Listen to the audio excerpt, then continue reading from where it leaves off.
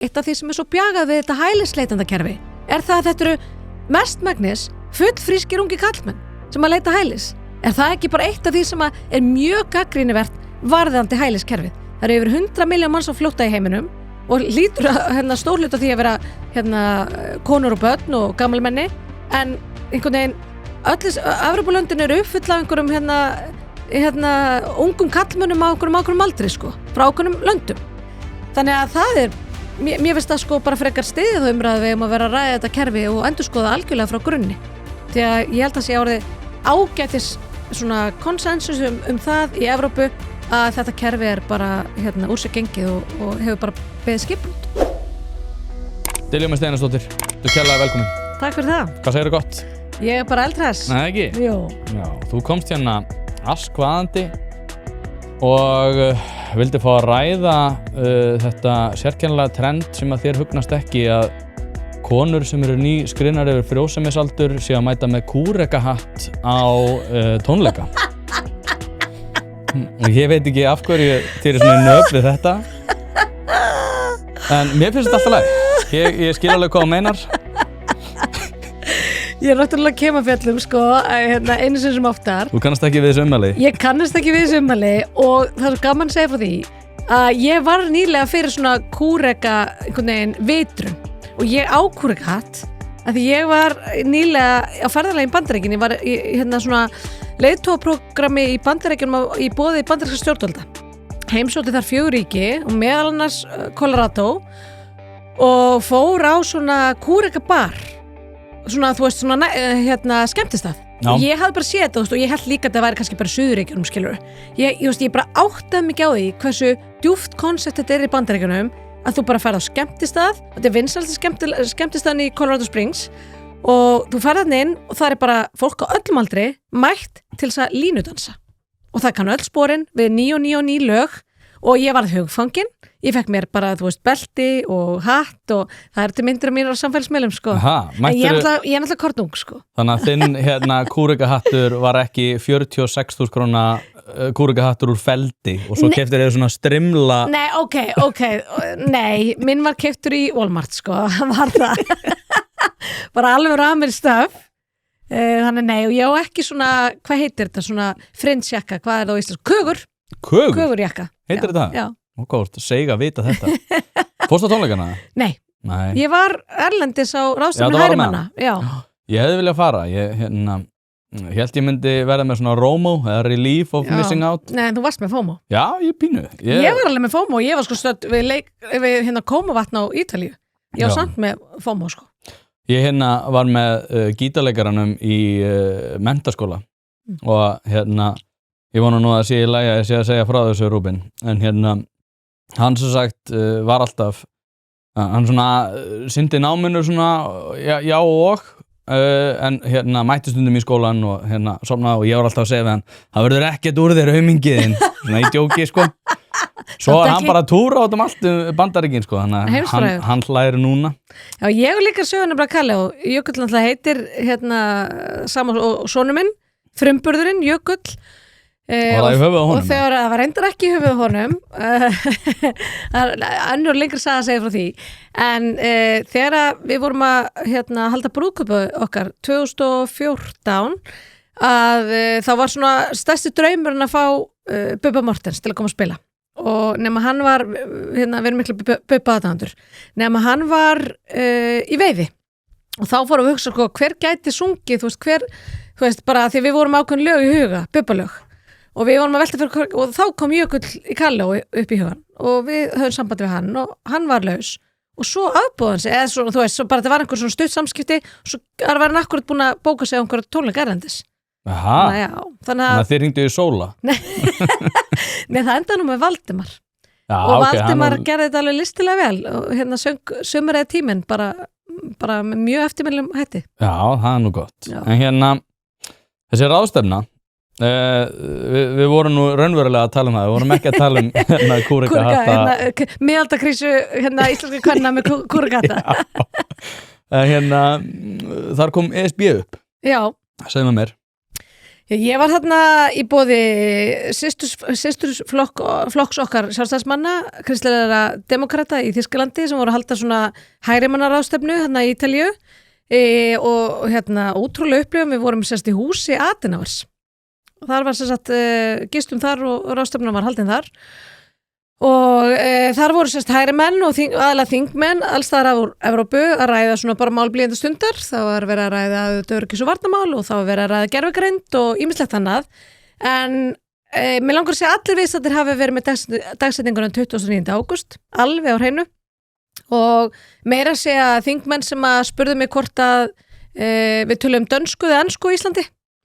Þannig að hann voru samt alveg með á hreinu að við værum að fara í að kjósum aðelda Evrópusambandinu 29. ágúst, fögnuði því mjög, það væri orðið svo þreytt að það væri alltaf, það var svo mikil þreyta í ESB-ríkjunum, íbúunum, að það væri alltaf að koma einhvern veginn bankandi einhverja þjóður sem þyrfti svo mikil aðstoð og peninga.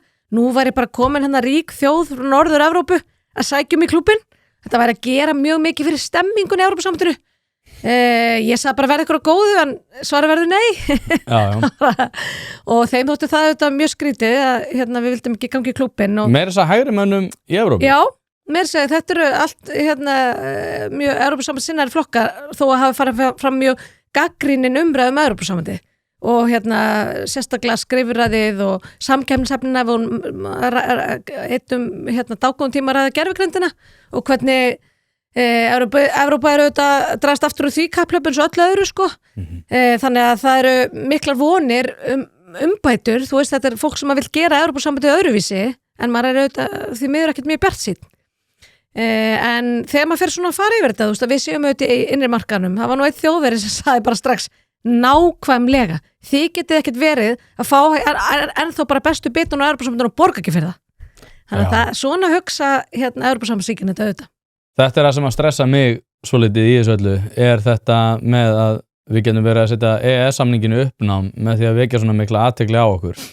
Ég er reyndar held eins og Frosti Sigurjón sagði, hann sagði þetta snýst voru lítið Ísland, þetta snýst fyrst og fremst úr Noreg. Já. Því að þegar að ef við myndum ganga þann inn, að þá er orðin svona lítill grundvöldu fyrir því að norðmenn eru svona de facto þeir einu sem að væri á einhverjum sérsamning Og þú sér bara að normenn, norska stjórnmála elitan, hún getur ekki setið á sig, hún gjör svolítið yðar í skinninu og hún er spenntari yfir, jafnvel spenntari yfir þessari þjóðaratkvæðagreiðslu heldur en við erum sjálf. Þannig að þetta er auðvitað ágætna sem maður hefur. Við erum auðvitað með hann rosalega góða samning sem hefur verið ákveðin þyrnir í augum Evrópusambandsins að þegar við gerðum hann auðvitað í krafti allt öðruvísi samsetningar og fjölda sem er ekki til staða núna, það hefur auðvitað kvarnast úr hópnum og ríki gengið til liðs við Evrópusambandið en samningurinn stendur traustum fótum í dag, hann gerir það og maður hefur ágjörð því að sé vera að tefla honum í hættu með þessu með þessar atkvæðagreiðslu með því að beina okkur í þessa átt og ég held líka til þess sé að hluta til leikunum gerður. Mér þótti mjög athyglisvert að hlusta á Pavel lýsa því yfir að hans flokkur væri varðhundar EES-samningsins. Viðreisn og Evrópusambandssinnar hafa árum saman reynt að grafa undan EES-samstarfinu hér á landi. Og þetta er nú annað kjörtímabili mitt á Alþingi, þar áður var ég aðstofamaður utanríkisráðherra og síðan vill svo til að ég tók framhaldsnámi í Evrópurétti, þannig ég verið með hugan við Evrópusambandi í svolítið langan tíma, skrifaði lokaritgerðin mína þar Árósasamninginn. Ég man þetta, ég ætla að skjóta einu en það var á einhverjum opnum nefndarfundi held ég það sem að var sagt við þig einhvern veginn að þú vissir ekki neitt þetta og mér fannst það mjög komist en þú náttúrulega rakst það ofan í þá Já, ég menna, maður fær alveg að heyra það maður sé bara, þú veist, þetta sé bara einhver trúarbrögð hjá manni sjálfum, þetta sé, það veit svo þannig til að ég er búin að kenna mér þetta ég er búin að kenna mér þetta mjög vel og ég er búin að kíkja í pakkan og það er enda 27 ríki sem er búin að kíkja í pakka 28, þú veist, og fleiri þeir sem hafa hafnað líka þannig að það er auðvitað ekkert að huldu hver þessi pakki er en varðandi EES-samningin og hlutverk Viðreisnar að ég hef verið að gagnrýna á fleiri, Guðlaug Þór og fleiri árum saman hvernig þeir hafa grafið undir samningnum meðalans með upplýsingaóreiðum samningin eins og til dæmis því að halda því fram að við tökum upp 70, 80, sumir á 90% regluverki Evrópusambandsins, þetta er gert til þess að fólk fá þá tilfengunni að við séum einhvern veginn að taka upp bara í hérna langi banir bara regluverk Evrópusambandsins en höfum einhvern veginn litla aðkoma að því. Í fyrsta lagi höfum við bara mjög mikla aðkoma að því, við getum hérna bara gætt hagsmuni okkar mjög vel í EES-samstarfinu, við þurfum bara að gera það laðist auðvitað af þegar við vorum síðasti aðildarviðræðum. Það var eitt af því sem var sett til hliðar, verkefni sem var sett til hliðar, það var EES hagsmunagæslan. Allir sem voru í EES hagsmunagæslu í síðustu viðræðum voru settir í ESB aðildarviðræður og hagsmunagæslan var ekki endurreist fyrir að Guðlaug Þór kom aftur í utanríkisráðuneytið. Þá voru aftur sendir út fulltrúar til Brussel til að gæta á hverju einasta málefnasviði og allt þetta. Þetta lagðist allt af síðast. Þannig að þessi flokkar hafa grafið undir samningnum með gjörðum og orðum árum saman. Vonast til þess að hann lendi í einhverjum hremmingum svo að því að þá verður auðvitað erfitt fyrir okkur að ganga ekki inn í Evrópusambandið. Það verður auðvitað segjast eins og og það planið Pilsa ekki eins þegar hún ekki frá bæjarins bestu pilsum. Það vitað allir sem að hlusta á þetta hlaðvarp að þegar þú ert að fá þér pilsu þá ertu í grunninn að horfa á tvenns konar upplifanir. Það er annarkvort svo ánægja sem fylgir því að vera að borða bæjarins bestu pilsu eða svo vonsvikni sem að fylgir því að vera að borða pilsu sem ekki frá bæjarins bestu pilsum. Og það vita það í rauninni allir að það er þessar tvær upplifanir sem við erum að horfa upp á þegar við erum að fá okkur pilsu. Því mæli ég með því að þú skellir þessu hlaðvarp í eyrun, farir á næsta sölustað og fá þér tvíhlaupu ásamt einhverju góðu að drekka. Já, þetta verður allavega spennandi. En ertu eitthvað á móti atkvæðagreiðslunni sjálfur í? Ég pínu peppaður fyrir atkvæðagreiðslunni sko. Út af því að ég tel bara að þjóðin ætti að fá að ráða þessu og ég held að við munum koma til með að segja nei. Ég til í að skipta skoðun eins og ég var að ræða við núna áður en við byrjum að ræða saman. Ég var alveg hrifinn af því að ganga inn. Frosti Logason líka búinn að fara í gegnum svona álíka. Já, einmitt. Hann var rosalega hlindur, fór og gerði grín að öllum nei-sinnunum í fyrri, 2013 þegar við ætlum að ganga hann inn og var að ganga milli og hlæja og hvað var allir voru gamlir og aulalegir og eitthvað þannig. En hann aftur á móti segja núna bara ég held ég hafa bara verið í bullinu bara þegar maður fer að kynna sér þessi mál sko. Já, það er auðvitað partur af öllu þessu plani að halda þjóðaratkvæðagreiðslu þetta risavaxna mál yfir sumartíman þegar að vonir eru bundnar við það að það fari ekkert alltaf mikil umræða fram að því að reynsta sýnir okkur það líka þegar skoðanakannir þegar að Evrópusambandið eins og Kristrún hefur sjálf lýst að þegar það einhverjar efnahagslegar hemmingar í Íslandi þá förum við ofta að leita, verðum við svona leitandi þjóð og Evrópusambandið hann einhvern veginn rétt fyrir fram að nefið okkur og þá förum við að vilja ganga hann inn svo hefst bara ágætis umræða gjarnan, þetta kemur svona í bylgjum og því meiri umræða sem með Evrópusambandið því minni líkur á því að fólk vilja ganga þangað inn. Því að þróunin sem að þar hefur orðið auðvitað öllum augljós. Það hefur auðvitað bara til dæmis bara lýðræðar hefur einhvern veginn minkað svo mikið. Það er búið að afnema neitunarvald ríkja til dæmis í nær öllum málaflokkum og nær öllum ákvörðunum. Bara svo eitt dæmis í tekið. Og þeir eru að setja núna utanríkismál undir þann hatt líka bráðum? Já, ég meina það er umræðan sem er í gangi og við höfum séð að það hafa auðvitað verið hremmingar í Evrópusambandinu undanfari að því að það hafa komið upp bara stjórnvöld þar, að því að það er nú mikið tala um óstöðu stjórnvöld í Bandaríkjunum, það hafa komið upp alls konar stjórnvöld núna og fyrirsvarsmenn innan Evrópusambandsins líka og ég hef orðið vitni, ég hef setið á Evrópuþingmannafundum ítrekkað þar sem að fólk hefur verið að öskra hvort á annað. Það hefur verið öskrað Ungverjana, segið okkur hverju að borga ykkur, gefið ykkur upp með rússastyrkin ykkar. Svona hafa þær öskrað sín á milli, kjörnir fulltrúar í Evrópusambandinu. Þannig það hefur verið alveg stál í stál. Og þannig að til dæmis Ungverjar og fleiri þjóðir hafa verið að svona blokka ákveðin atriði. Hafi verið að bara stínu fæti varandi einhver útgjöld eða einhverjar ákvarðanir sem að ennþá er hægt að blokkera. Og þess vegna hefur auðvitað eins og bendir á fariðasta umræðum það þurfum við bara að herða enn freka tökin að það sé ekki hægt að líða það í Evrópusambandinu að það séu ólíka raddir að það verði bara allir að ganga í takt og það gangi í takt auðvitað með Þýskalandi og Fraklandi sko. Já, þetta er og líka eins og segir sko að fyndin úr allir farin í sumafrí eitthvað sem að ættu að vera að tala um þetta. Ekki ég. Nei og ekki ég heldur Ég ætla ekki í neitt sumafrí og það er ekkert út af þessu, mér bara langar ekki í sumafrí, mér finnst þetta ekkert mega sens að fara í frí á sumrin sko, mér finnst miklu frekar mega sens að fara í frí yfir veturinn fara þá til útlanda og svona? Já, ég tek alveg undir með það, en ég bara beita svo í mig, sko. Ég, þegar krakkarnir mínu voru litli, ég var með 2 börn í leikskóla og eða þau voru yngri. Og því ég var með 2 börn í leikskóla og það kom þessi lokun, þú veist, 4 vikna lokun. Og það bara þannig, menn það getur snjóað í Reykjavík, sko, bara í júlí, þú veist, og það hefur bara gerst, sko, bara nýlega. Og ég það var ég þótti alltaf svo vond tilhugsun að vera með þau í 4 vikur á róló, einhvern veginn. Og nefndi lítið að keyra með þau, dóttir mín verður svolítið bílveik og svona. Þannig að það festi svolítið í minni fjölskyldu að við fórum alltaf út í leikskólafríinu. Það fórum alltaf reyndu að fara til bara Tenerife, eða þú veist bara Íslendingaslóðir erlendir, sko. Þannig að þetta svolítið fast í mér, en ég búin að segja krökkunum, það verður ekki langt sumarfrí í sumar, það verður bara, bara mikil námskeið. Já, ég meina, já, þau eru auðvitað námskeiðum, svo það en ég auðvitað reyna að taka mig smá frí með þeim í júlí og vera einhvern tíma með þeim, en að því ég var ekki búin að kommentera á þjóðaratkvæðagreiðsluna, það auðvitað, þú getur ekkert verið á móti þjóðaratkvæðagreiðslu eða einhvern veginn lýðræðislegri aðkomu þjóðarinnar, en ég hef bara sagt að 20 í þessu, fyrsta lagi Sjálfstæðisflokkurinn er á móti aðild Íslands að Evrópusambandinu og öllum skrefum þarinn. Þannig að já, í þessari þjóðaratkvæðagreiðslu er skrefin í Evrópusambandið. Þannig að við erum á móti því að þessu hlægilega konsepti sem er kallað að kíkja í pakkan. Varðandi þjóðaratkvæðagreiðsluna, að þá höfum við líka gagnrýnt mjög hvernig hefur verið haldið á þeim málum. Það er ekki sama, þjóðaratkvæðagreiðsla og þjóðaratkvæðagreiðsla er ekki það sama. Þú verður auðvitað út frá þeim hætti uppfylla ákveðin skilyrði til þess að hún sé lýðræðislegt tæki. Ef það er verið bara eins og utanríkisráðherra kemur fram með þessa gölnu tillögu sína sem verður auðvitað bara kaffærð fyrir tilstjórnar Sjálfstæðisflokksins sem að laði til að við leitum undir Feneyjanefndarinnar sem að bara gagnrýndi harðlega orðalega spurningarinnar og landskjörstjórn gerði það líka.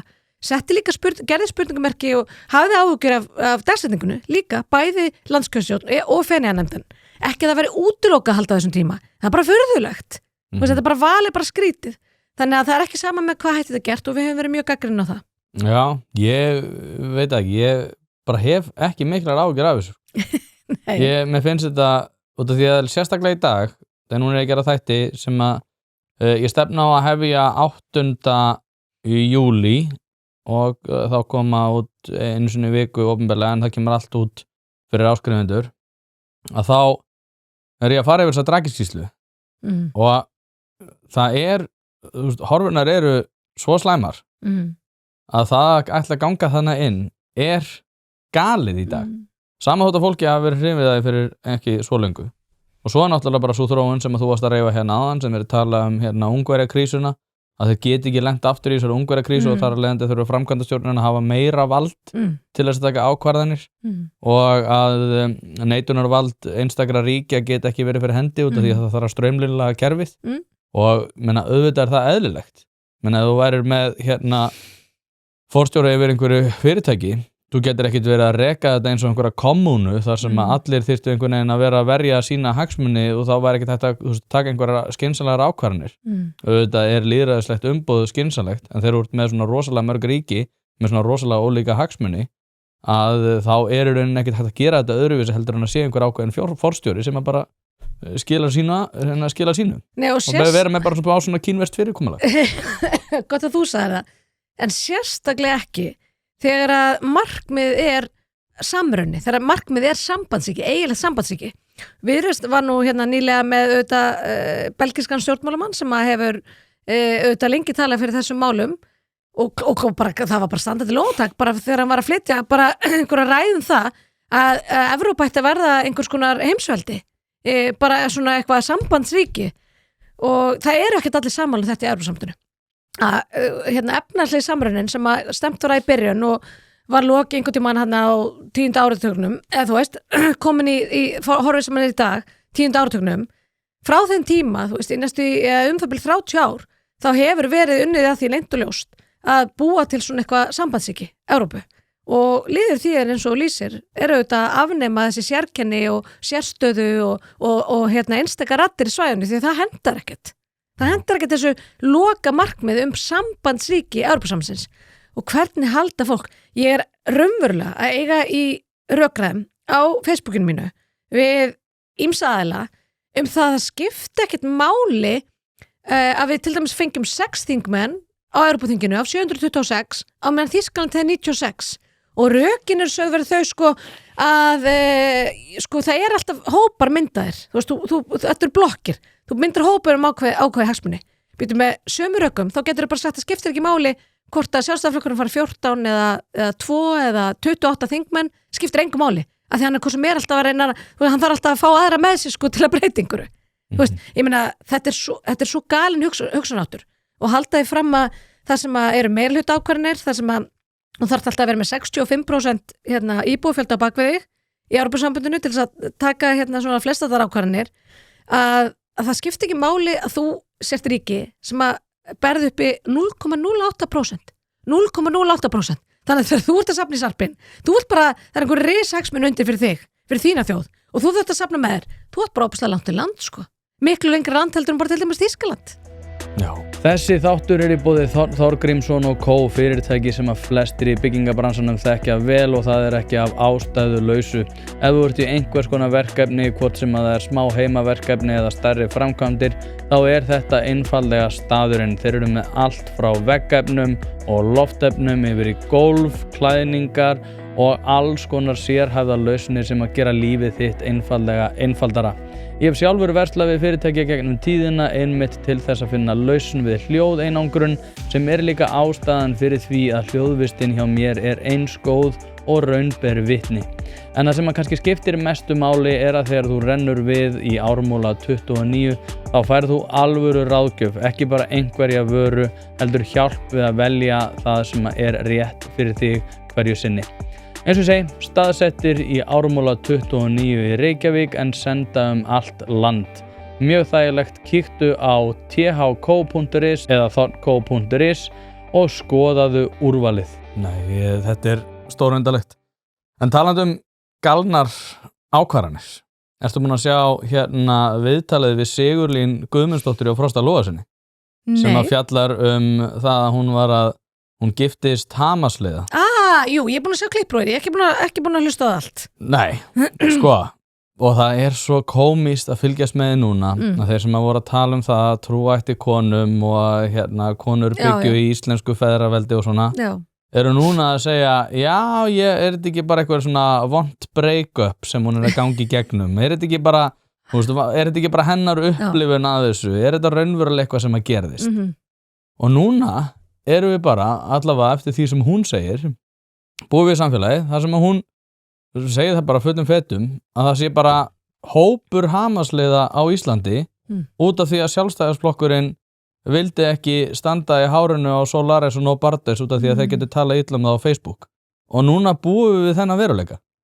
Ég held nú að það hafi ekki verið, sko, við höfum aldrei verið hrætt við ummæli á Facebook, sko, það hafi verið hrætt okkur út á göttum, sko, og ég hef þurft að blokka, sko, 100 manna vegna bara svona stöðugs áreitis í minn garð út af útlendingamálum, meðal annars út af, þessum átökum fyrir botni Miðjarðarhafs.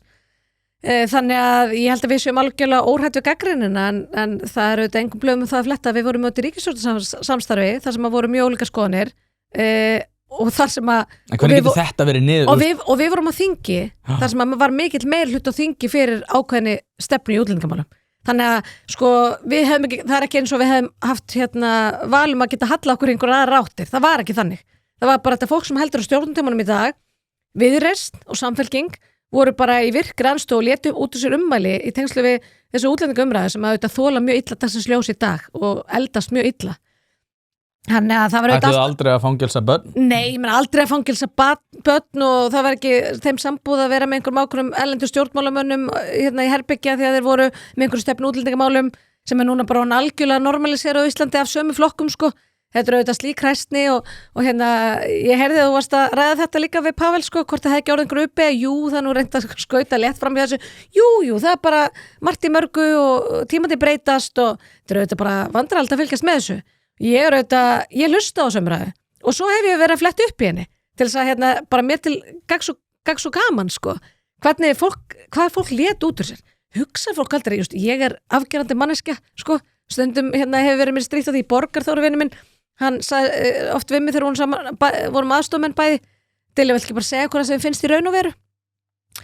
Bara svona aðeins, sko, klukki mér með það ég væri kannski aðeins farin óviðbort, ég tengi alveg við það að vera einhvern veginn mjög afgerandi, en einhvern veginn að upplifa það síðan að þurfa að éta hattinn sinn bara í all flestu, bara nokkur mánuð síðar, það er hérna, ég megnustu skömm á þessu.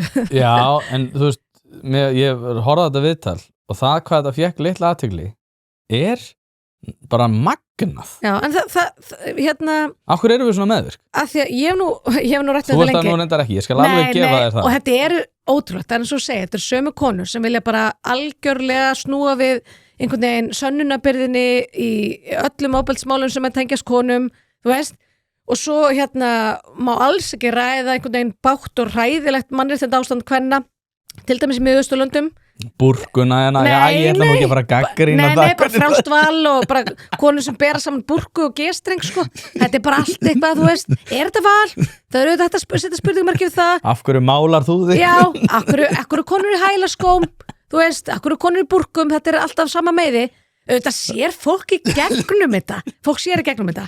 En hérna leiðum endilega að tala, sko, og það er náttúrulega eitt af því sem er svo frábært við hennan hlaðvarpsvettvang. Það væri enginn að gera þetta, taka sér viðtölu sem að þú og Frosti og hérna fleiri eru að taka og bara stinga á þessum kýlum og afhjúpa þessar skoðanir og þessar sögur og hérna, auðvitað, en ég get ekki ímynda mér að vera í þessar stöðu, að vera að koma úr einhver hryllilegu ofbeldissambandi, hérna með mannesku sem að kemur úr heimsluta sem er þekktur fyrir það að beita konur, bara kúa konur, beita þær miklu ofbeldi og hérna mannréttindabrotum. Ég meina það er bara óumdeilt og það eru bara hérna mannréttindasamtök sem er mikil vinstrislagsí á sem að gefa út greiningar og bara stimpla þessar niðurstöður. Að vera þeirri stöðu í svona litlu samfélagi svo Íslandi er og upplifa það síðan að þeir ekki trúað, að það sé verið að gera lítið úr þínum veruleika.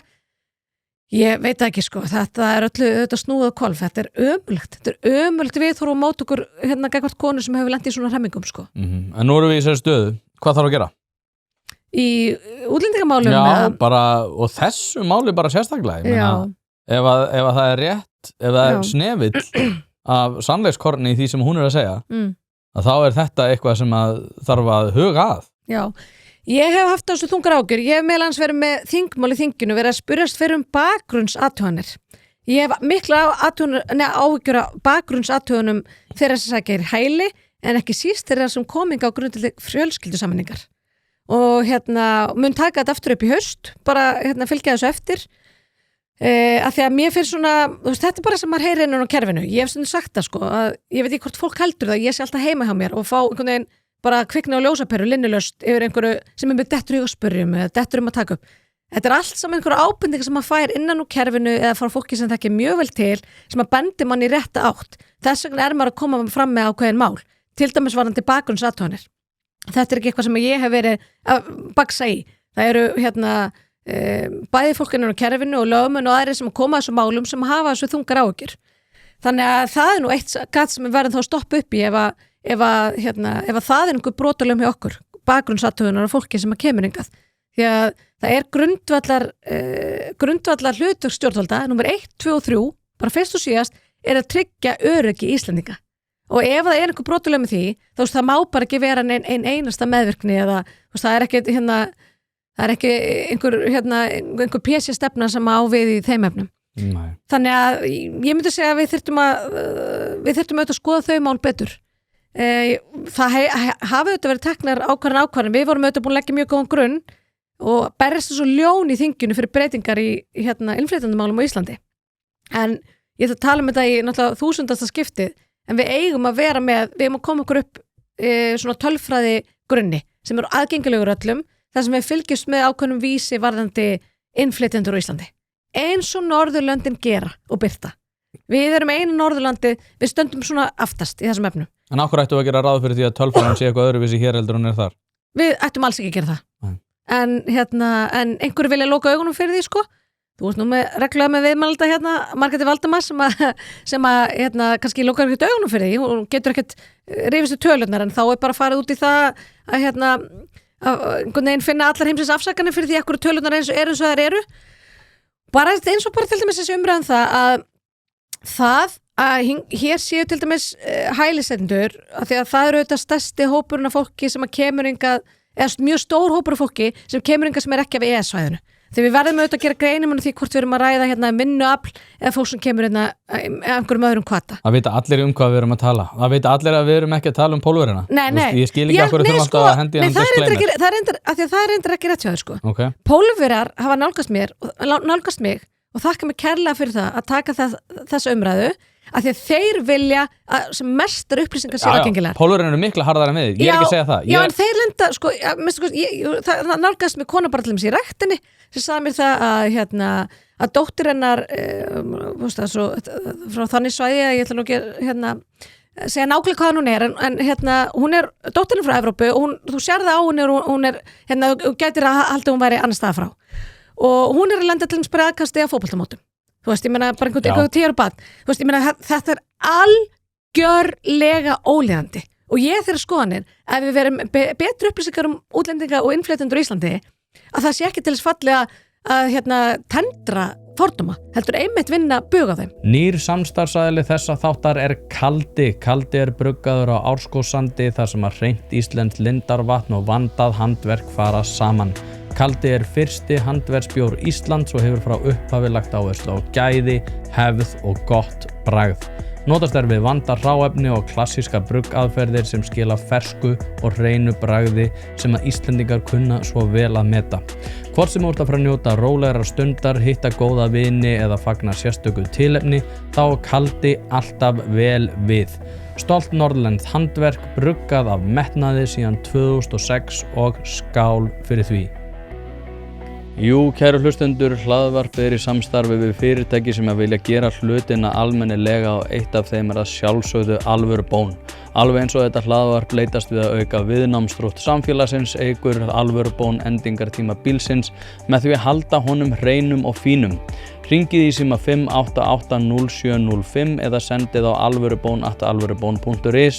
Nú ef þú vilt einfalda þetta fyrir þér enn frekar þá kíkjuru bara á staðinn af Viðarhöfða 2A og lætur fagmenn sjá að bíllinn þinn sé hæfur til þess að vera séður á götunum. Já, ég er hjartanlega sammálar þar og það var einn sem að vippaði sér upp að mér líka daginn og hann sagði að hann ætti ættleita dóttur frá þú veist Indlandi / Sri Lanka frá því svæði. Já. Og hann sagði einmitt við mig bara, þú veist, ég er sammála, ég hef miklar áhyggjur af þessu, ég þóra náttúrulega ekki að segja neitt út af því að það lætur mann geta mist vinnuna og allir fara einhvern veginn upp á afturlappinir á Facebook og hvatinn er ekki þannig að það sé skynsamlegt að tala um þetta. En hann sagði samt en hin hliðin af því er að þegar þú ert að vekja athygli á þessu þá er svona, þú veist, afleiðing af því einmitt að ég hef áhyggjur af því að dóttir mín fái einhvers konar athuganir eða einhvers konar skítkast eða eitthvað þannig. Og ég sagði já, það er ömurlegt og ég veit það alveg, en ég aftur á móti, ef við bara spilum þetta algrími, já, það getur verið leiðilegt að vekja athygli á því hver vandamálin eru, bara eins og þetta mál á Höfðatorgi, þar sem að menn eru núna einn er flúin til Jordani og hinni 2 eru núna í héraðsdómi held ég. Á framfæri íslenska skattgreiðenda, já. Og einmitt niðurgreidd tilvist og ofbeldisbrot og fleira. En aftur á móti ef við bara sitjum á okkur og bara, já, pössum að tala ekki um þetta. Þá lendum við bara í þessu sem að gerast í Evrópu. Ég er alltaf að spyrja svona, hvernig gat Evrópa komið sér í þessu aðstöðu? Svo sé ég viðtala við Sigurlín. Já. Og það var að segja, já, það var svona sem þetta gerist. Það var nákvæmlega svona sem þetta gerist. Og viðbröðin, skilur, og þessa samræður sem maður hefur raunverulega átt við fólk það að hvort það sé munur á burku og hælaskóm. Þú veist, þetta er einhverjir hafa kallað þetta suicidal empathy, sko. Ég veit ekki hvernig útleggingin, ég þekki það, en ég veit ekki hvernig útleggingin væri á íslensku. Ég er að vanda mig, ég fæ ekki reglulega pósta sem ég er gagnrýnd fyrir að sletta og ég er að vanda mig mjög mikið. Líka sjálfseiðandi samkennd. Já, einmitt, sjálfseiðandi samkennd. Þetta er einhver hugsunarvilla og það er ótrúlega að fylgjast með fólki sem hefur verið stafni fyrir mannréttinda baráttu okkar, af því að við erum auðvitað fremsta land í heimi þegar kemur jafnrétti og það hefur fólk tekið mjög harða baráttu fyrir því. Meðalans, auðvitað hefur eigum við okkar frábæra sögu segja í Sjálfstæðisflokknum, en það hefur verið mjög áberandi konur til dæmis á vinstri vængnum sem eru síðan algjörlega rangstæðir þessum efnum og þetta er bara einhver heilaskipting sem ég skil ekki. Nei, ekki heldur. En aðeins til að fylgja eftir, ég kláraði ekki punktum minna áðanvarandi afsakanirnar sem eru týndu til þegar að tölfræðin bara lýgur ekki. Þú bara horfir á bara eins og í Danmörku og sér bara skiptingu eftir ríkisfangi og sér bara það bara hópar sem að bara aðlast ítla og brjóta meira af sér og vinna ekki og allt þetta. Og ekki bara eitthvað aðeins meira, þetta svona 20 svona líklegri, 30 svona ævintýralegt. Og þá verið að benda á, bara til dæmis hér á Íslandi, að þegar við erum með tölfræði og mér finnst þetta alveg, þetta bara góð punktur. Þegar við erum með tölfræði í Íslandi, það verður að athuga það, til dæmis hælisleitendur eru gjarnan kallmenn á okkurum aldri og það eru kallmenn á okkurum aldri sem eru mest í afbrotum, þú veist, það skilur, þetta sami einhvern veginn aldurshópur, ef ég skil það rétt. Ok, þá hugsa ég, ég skil, þú veist, þannig að þú veist að bera saman sko einhvern veginn alla demografínu, alla líffræðinu á Íslandi og síðan versus einhvern hælisleitinu hóp sem kemur hingað og hvernig honum reiðir af, þá ertu með skekkju í aldurspili og kyni. Og það náttúrulega kallmenn sem að fremja flest afbrót, ekki konur. Og þá bara aftur segi ég bara, já, nákvæmlega. Býtu, höfum við ekki nákvæmlega verið að benda það? Eitt af því sem svo bjagað við þetta hælisleitendakerfi það að þetta eru mestmagnis fullfrískir ungi kallmenn sem að leita hælis. Það ekki bara eitt af því sem að mjög gagnrýnivert varðandi hæliskerfið? Það eru yfir 100 miljón manns á flótta í heiminum og lítur stórhluta því að vera konur og börn og gamalmenni, en einhvern veginn öll Evrópulöndin eru uppfull af einhverjum ungum kallmönnum á einhverjum aldri sko, frá einhverjum löndum. Þannig að það mér finnst það sko bara frekar stiðið umræðu við að vera að ræða þetta kerfi og endurskoða algjörlega frá grunni. Því að ég held að sé orðið ágætis svona konsensus það í Evrópu að þetta kerfi bara úr sig gengið og hefur bara beðið skipbrot. Já, hælisleitendakerfinu verður náttúrulega lokað sko, það orðið mjög augljóst, en það bara spurning hversu mikill skaðinn verður áður en að við verður hún snúið við á Íslandi sannarlega. Á Íslandi segi ég, við erum ekkert komin einhver stað sem að verður ekki snúið tilbaka. Það er ekki þannig. Þess vegna erum við að tala um þetta núna til þess að við komumst ekki á þann stað. Nei. Ég þoli ekki þegar fólk einmitt segir, já, við erum nú ekki á svona slæm stað og ég segi nei, og þess vegna ætlum við að tala um þetta núna. Já, við eigum að vera grjóthörð í þessum efnum, við eigum að skerpa okkar samfélagsáttmála, við eigum að bara til dæmis varðandi klæðaburð, varðandi trúariðkun, varðandi viðhorf í garð kvenna, Danir voru að banna núna opinberar bænir. Er þið búin að banna? Ég sá skrifum umræðum þetta. Ég ætla að vera búin að sjá þetta það víða á mjög svona á fréttasíðum sem ég tek mark á. Ég meina við erum hér, ekki bara í Danmörku, heldur á Íslandi líka og víða í Evrópu og byggja upp samfélag sem að við erum afskaplega stolt á og þau eru auðvitað reist á kristnum grunni, það er óumdeilt og við erum búin að komast á einhvern stað þegar kemur að velmegun og jafnrétti og við erum búin að koma okkur upp samfélagsáttmála. Auðvitað byggist það á einhvern trúalegum grunni en við erum búin að skrifa hann út í lög og svo er þetta orðið bara svona félagslegt kerfi hjá okkur líka. Og við viljum bara ekki honum sé raskað. Við viljum ekki samfélagsáttmála okkar sé raskað. Ef við viljum einhverja breytingar þá viljum við að það sé til eins betri. Við viljum ekki sjá bara til dæmis það að það kominga stórhópar fólk sem kemur frá svæðum meðal hans á Miðausturlöndum og Norðurhluta Afríku og víðar, þar sem að konur vinn ekkert endilega. Ég meina, við stærum okkur því, við segjum frá því, við förum til útlanda, höldum ráðstefnur, jafnréttisráðstefnur og montum okkur því að við séum að hæstu atvinnuþátttöku kvenna í heimi.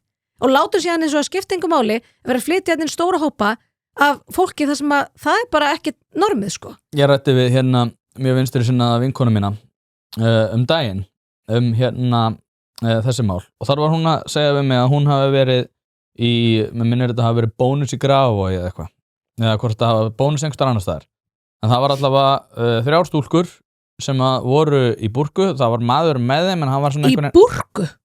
Nei, fyrirgjöðu, með slæðu og öllu nema tjador. Já, ok. Já, fyrirgjöðu, ekki alveg huldar. Já, bara alveg huldar. Já, það eru ekki alveg huldar, fyrirgjöðu. Bara rétt andlitið. Búrkan er samt held ég, sko, tjador er niqab er þetta sem er hérna. Já, yfir nefnu. Já, tjador er ef að úr með allt hulið hárið.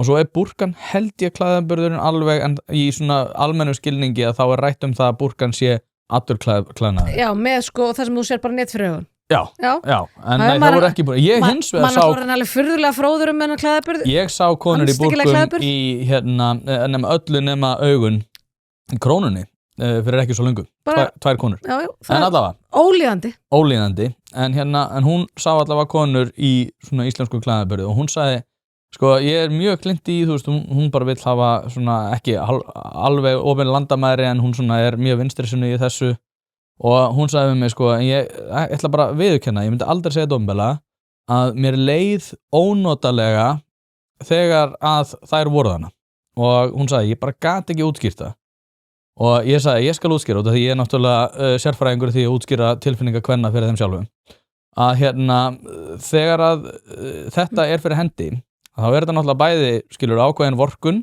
gagnvart þeim veruleika sem þær þurfa að upplifa en líka ákveði bara svona merki, menna þú veist, þetta eðlilegt inn í mínu samfélagi þetta nærumhverfið sem að ég vil og ónotatilfinningi kemur út af því að í Bretlandi þá verður bara stór svæði eins og í London þar sem að þetta eðlilegt og þá hitt orðið óeðlilegt og það einhver veginn að tala þetta þykir náttúrulega verið hérna islamafób, þú veist, það náttúrulega islamafób alveg galið hugtak sko skapað af fasistum notað af bleiðum til þess að blekkja fávísisfólk en það einhvern veginn að sko, eins og segi þú vorum að tala Evrópusambandið áðan og líka hægt að vinkla inn í þetta sko að þeir bara eru komnir í remigration dæmi og voru að fagna núna nýlega því að það á að senda fólk úr landi og hýsa það í þriðaríki þannig að við erum einhvern veginn svona bæði einhvern veginn að loka augunum gagnvart augljósum vandamálum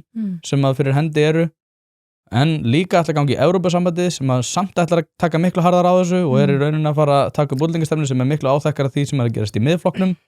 Já, milli þess sem hún samt að fara að dreifa flóttamönnum sem að þegar eru komnir milljónum flóttamönnum yfir alla álfuna sko. Það var nú einn partur sem við slepptum daginn. Ég líka sko, ég veit ekki svo hvað spurningu ég reyna að móta hérna og það er að ruggla sjálf mig svo mikið en þetta eru svo ótrúlega breytur sem fyrir hendi eru. Mér finnst þetta, mér finnst ekkert erfitt að segja, ég fundi fyrir þessum tilfinningum frá því að ég var barn og sannarlega ekkert að segja það að maður hafi verið búin að mynda sér mikla skoðanir eða þetta er þessi tilfinning svo með fjölskylduninn í fríi og ég man eftir mér svo lítilli að vera með fjölskyldunum minni erlendis í fríi í steikjandi hita og fylgjast með kallmönnum frá miðausturlöndum svamla í sundlauginni á sundskilunum og konunum í þessum hræðilegu kuplum standandi við laugin að reyna að vera í skugga og allt niður litla stelpur. Þetta er viðurstyggilegt og þeir sem að halda því fram að þetta sé eitthvað frjálsforma tjáningu og maður sé mótsögn við sjálfan sig ef maður var að tala fyrir einhvern veginn kvenréttindum eða tjáningafrelsi en vilji banna fólki hvernig það á að klæða sig. Þetta er einhver grundvallar misskilningur af því hvernig konur hafa það í þessum heimslutum. Þetta er slík sko djúpstæð kúgun og ofbeldi sem svo konur verða fyrir sem að skala sem að við bara eigum ekki að þekka hér á landi. Og hún er ekki tilfallandi eins og eru þetta í öllum samfélagum, það eru skemmtepli allstaðar, heldur þetta bara greift í menningu og trúabrögð og jafnvel í löggjöf. Þannig að ætla að taka síðan við hópi fólks og manneskjum frá þessum heimslutum og setja þeim ekki skýra reglur og ramma varandi það hvað líðst í okkar samfélagi, það finnst mér bara að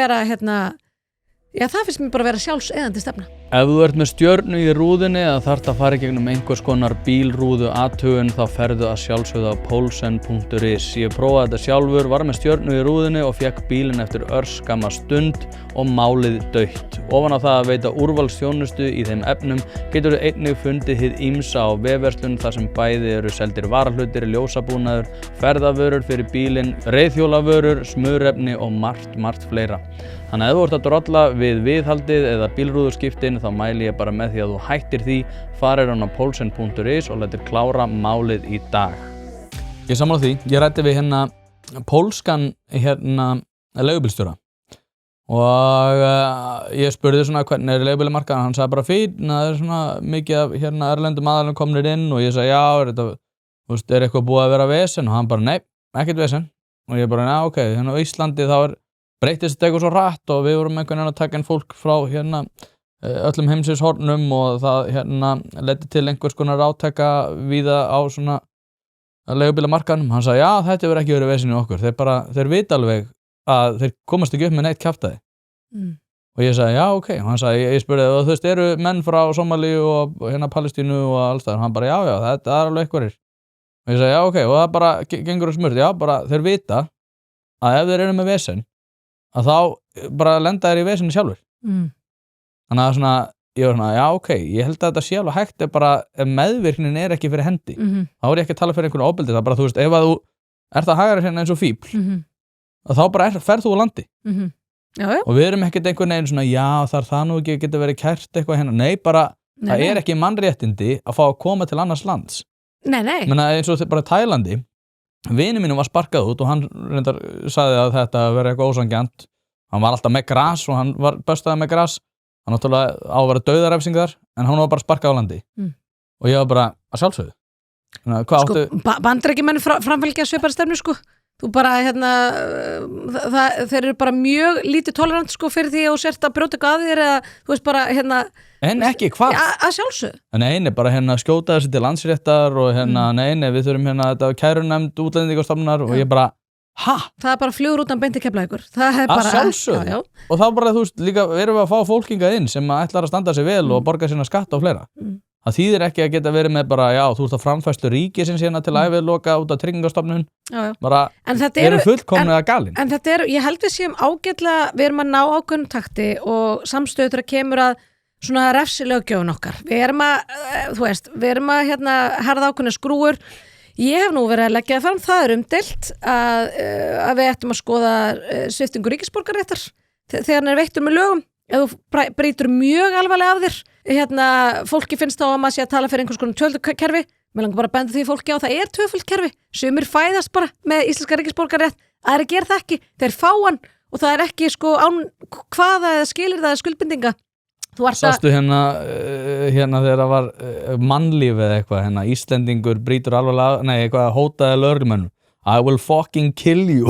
Nei. Þetta var einhver fyrirsögn af mannlíf, þannig að Sigmundur Davíð tweetaði þessu meðal annars, það var Íslendingur brýtur af sér. Já, var þetta sem sagt ummælin hans. Já, ummælin hans I will fucking kill you. Ég skil. Ok.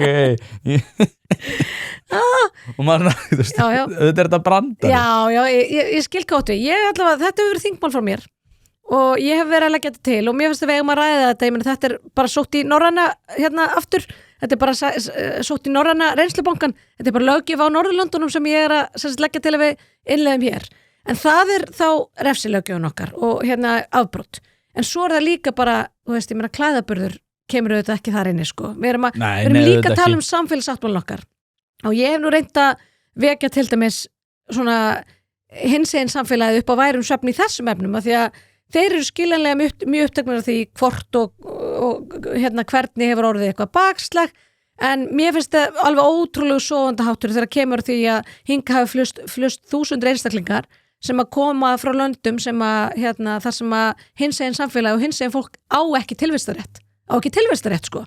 Það ekkert verið að tala um einhver svona misskiptingu og gæðum eða réttindum, það bara ekki tilvistaréttindi þessar fólks í þessum heimslutum og mér finnst hinsegin samfélag að hafa verið mjög sofandi gagnvart þessu, hvernig náum við þessu fólki, ég meina okkar samfélagi, þau hefur tekið okkur sko svo langan tíma að komast á hann stað sem við erum í dag gagnvart hins samfélaginu, hvernig ætlar að kippa fólki einhvern veginn aftur úr fornöld í þessum efnum, bara inn í nútíman á Íslandi 2026. Já. Og þetta var algjört forgangsmál hjá hins samfélaginu. Já, það líka minnur þessi bær í Bandaríkjunum sem heitir Hamstrakk eða eitthvað og það mitt kom það fram að Hamstrakk var bær sem ætlaði að vera geðveikt inclusive, ætlaði að vera geðveikt svona anti-Trump og þannig og svona mannréttindi, opin landamæri, fjölbreytileiki og fjölbreytni og þeir voru rosalega ánægðir út af því að þeir kusu inn fyrsta musliman sem borgarstjóra í einhverju stærra ríki eða eitthvað þannig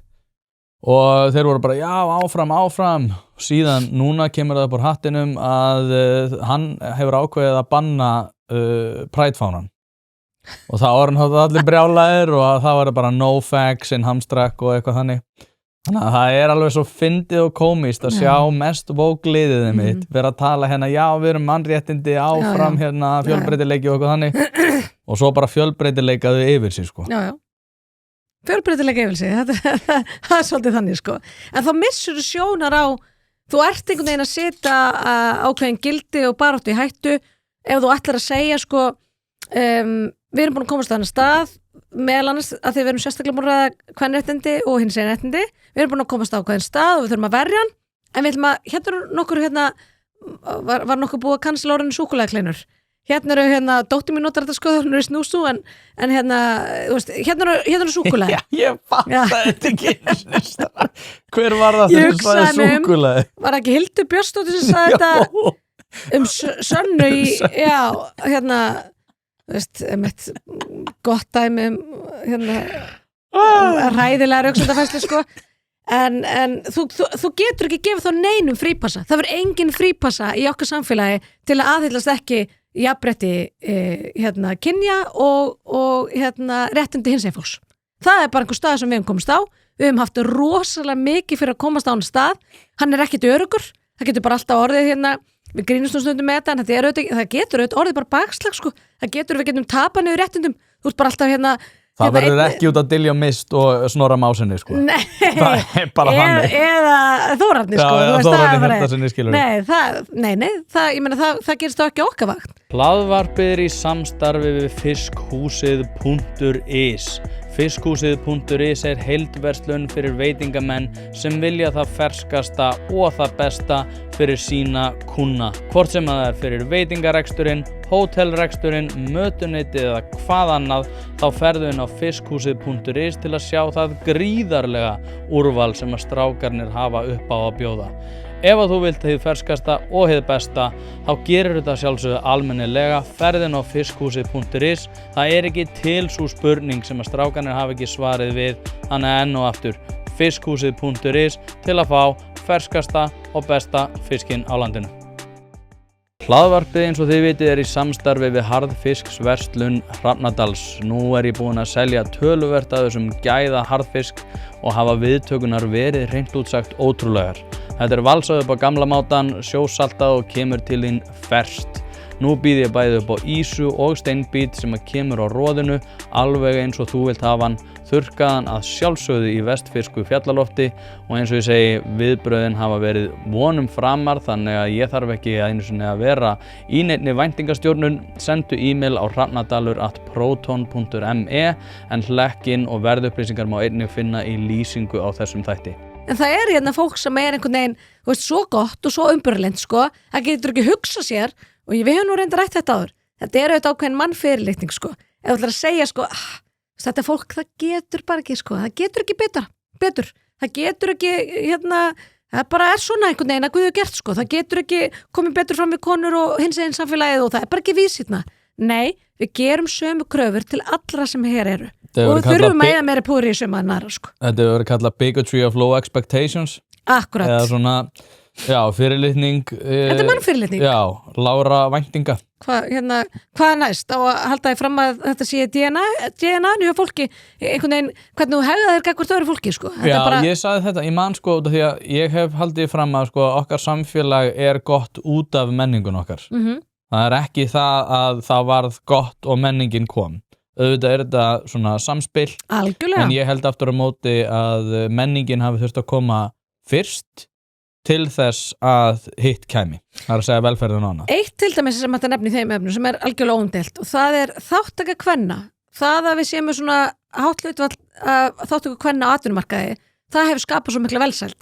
Og þetta er bara einföld starffræði sko. Ef þú ert með 50% af samfélaginu sem tekur ekki þátt í verðmætasköpuninni, þá verður hún minni. Já. Þetta er bara einföld starffræði sko. Þannig að bara það eitt og sér sko, við verðum að halda á lofti áfram þessum gildum til þess að halda upp í sama samfélagi, ekki bara menningun okkar heldur, líka verðmætasköpunin okkar og svo framvegis. Já, nei, og líka út af því að við erum að tala þessa menningu sko, að ég er meitt að segja að ef að forsendan fyrir því að fólk fá að hæli eru ótryggar aðstæður og vond menning sem að hefur skapast innan einhverja samfélaga, að þá hefur við að gera ráð fyrir því að hún flytjist að hluta til með þeim sem að hinga koma. Og þá nefndir Arndísi Önnu, sko, það var frekar áhugavert moment að mínum í viðtali sem ég tók við hana. Að ég sagði, ég meina þetta er menningin sem að veldur því að fólk er líklegri til þess að brjóta af sér eða til þess að viðhalda ákveðnum svona samfélagsstandard sem að er í nöp við okkar eða andstætt bara heilt yfir. Ekki nöp við, heldur bara andstætt. Og hún sagði, nei, menn þetta getur ekki verið menningin. Ég sagði, ef þetta er ekki menningin, þá er þetta genin. Og við erum ekki að fara út í þær umræður. Ég man að ég reddi við Sverri Helgason sem er í bjórkastinu. sem að hefur farið mikið fyrir brjóstöður og þar vorum við með að takast á þetta sko hvort að þetta væri gen eða menning og ég held að þetta sé menning og það bara eðlilegar ástæður fyrir því en hins vegar ef að fólk missir boltan og fer að segja nei, þetta getur ekki verið menningið þeirra út af því að hún ekkert, hún bara öðruvísi hún ekkert eitthvað verri eða betri hún bara öðruvísi þá mjög stutt í það að þú sért að veita alvöru rasistum mjög auðvelt spil upp í hendur. Þetta líka bara klikkuð umræð. Við erum bara til dæmis, því ég þekki ágætlega þróunarsamvinnu Íslands og mikill stuðningsmaður hennar. Ég tel að við erum rík kristin þjóð og við eigum að láta gott á okkur leiða það sem við getum, bara auðvitað í samræmi við okkar getu sko. En eitt af stóru verkefnum sem við erum í þróunarsamvinnu til dæmis að berjast gegn kynfæra limlestingum kvenna. Allir einhver, er það genetískt eitthvað náttúrulegt apparat sko? Er það ekki ómenning?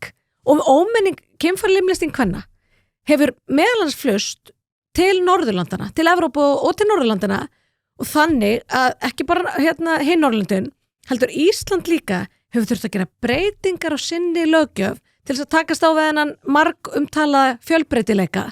Þú veist, breyta hegningalöggjöfun okkar til þess að vera tilbúin til þess að takast á við tilfelli þar sem að fólk að kynfæra limlesta konur á Norðurlöndunum á grundvelli einhvers konar ómenningar sko. Þú veist, þetta fólk verður auðvitað að opna augun fyrir þessu. Við erum að berjast af öllu alefli til dæmis í þróunarsamvinnu í meðalans í múslimaríkjum þar sem að við erum í þróunarsamvinnu. Gagnvart svona ömurlegum siðum. Ofbeldi gegn konum, ofbeldi gegn hinsegin fólki, ofbeldi gegn fötluðu fólki og þar má lengi telja. Og þú sagði það sjálfur á hana sko, auðvitað breytist fólk ekki við að flytja sko. Heldur fólk að, ég meina, við ferðumst mikið, Íslendingar ferðast mjög mikið. Breytust við eitthvað, innræmið okkur við það að fljúga frá einu landi til annars. Það bara ekki þannig. Og það auðvitað við alla þessu hópa sem setja sérna alveg sama hvaðan þeir koma. Að þeir taka auðvitað bara með sér í farteskinu, hafa með sér í farteskinu, sína menningu, sín viðhorf og sína siði.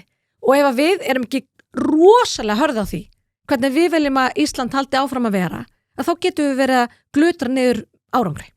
Ég fagna fjölbreytileikanum það mikið og núna hef ég ferðast víða veröld að ég aðlaga mig strax að þeim gildum hvernig ég kem fram með konur þegar ég kem til ákveðina landa og ég sleysa stundum til þess að þegar ég kem tilbaka þá gleymi ég að svissa yfir og kem sérst með þann klæðabur sem að kona mín á að hanga í og þú vilt bara að það haldi áfram hún gleymir að kemur líka alltaf svo óvart sko, hún fer að svara mig tilbaka eða fer að segja mér að ég að gera eitthvað og ég náttúrulega fagna fjölbreytileikanum það mikið að ég tek það bara ekki í mál Nei, menna þú finnstillið inn á þessa stemmingu hvað það sem ert hverju sinni Sjálfsögðu, ég menna, hver væri ég ef ég myndi ekki gera það? Nei, menna, þú ert sömburlindur. Já, nei, þetta náttúrulega algjörlega ævintýraleg vitleysa og það eina sem kannski skrítið í þessu hversu langan tíma það hefur með tekið sérstaklega eins og sko, já, þá sem eru að berjast fyrir hagsmunum samkynhneigðra og hinsegin fólks að þau einhvern veginn, já, nei, ég bara ætla að halda mig við það að Snorri Másson sé mesta ógnin, bara svo ævintýralegt rugl. Ég ég kannski bara ekki þannig gerð að ég ekki droslega upptökin að því hvað fólk að segja við mig eða þú veist hvað ég finnst mig. Ég bara með eitthvað, það eitthvað sem ég finnst, einhver matilfinning sem ég hefi, einhver trú sem ég hef bara í hjartanu og ég mun aldrei hætta að berjast til dæmis fyrir réttindum kvenna hvort sem á Íslandi eða annars staðar. Ég reyna að taka það upp bæði í ræðu og riti baráttu kvenna sem eru miklu verð staddar heldur en við erum til dæmis í Afganistan eða í Sierra Leone þar sem við erum að berjast gegn kynfæra limlestingu kvenna. Ég mun aldrei hætta því og sama má segja stöðu hinsegin fólks. Ég afskaplega stolt af því að búa í landi þar sem við höfum náð þessum árangri. Þetta stendur mér mjög nærri, það vill svo þannig til að litli bróðir minn samkynhneigður og það svo átakanlegt að hlusta á einhvern sem að stendur mann svona nærri, vera að lýsa einhvern veginn veruleika þar sem að hann að velta fyrir sér til dæmis á ferðalagi Evrópu eða varðandi búsetu í Evrópu hvar honum óhætt að vera sem samkynhneigður manni. Ekki að því að hann hefur svo miklar áhyggjur af dönum sko, heldur hann hefur svo miklar áhyggjur af því hvar hann hvar hvar ákveðin hópar innflytjenda frá ákveðin svæðum sem eru mjög fjandsamlegir í garð hinsegin fólks og hann hefur upplifað það á eigin skinni. Þannig að ég mun aldrei leggja blessu mín yfir það, ég mun aldrei þegja það þegar og ef að ég sé merki slíka þróun á Íslandi. Hér höfum við bara náð ákveðum stað og það hefur verið mjög hávær umræðum það varandi viðhorf okkar til hvers annars, ég meina það getur líka verið, þú þarf ekki að vera úr einhver fjarlægum heimsluta til þess að vera með einhver hatursfull ummæli eða hegðun.